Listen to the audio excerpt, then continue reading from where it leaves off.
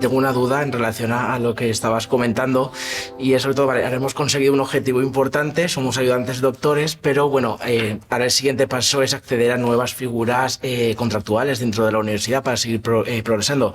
Pero yo creo que en ese sentido estamos un poco perdidos. Entonces, ahora para seguir y continuar progresando en la universidad, no sé si a lo mejor nos podíais concretar un poco más cómo va a ser esos próximos pasos.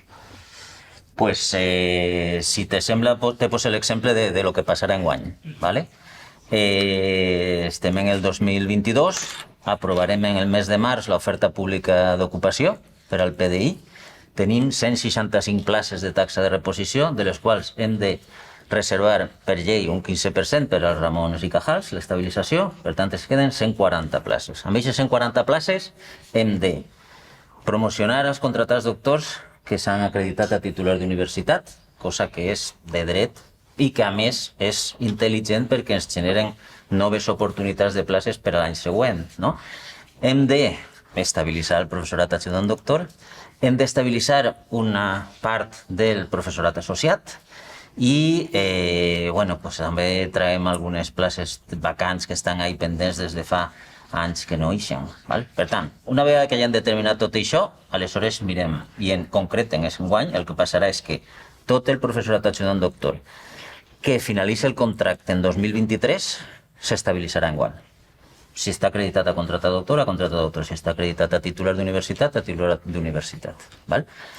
Fins i tot si no està acreditat li reservarem una plaça per a que encara puga acreditar-se en el temps que falta. I també enguany anem a arribar un poc a alguns de 2024.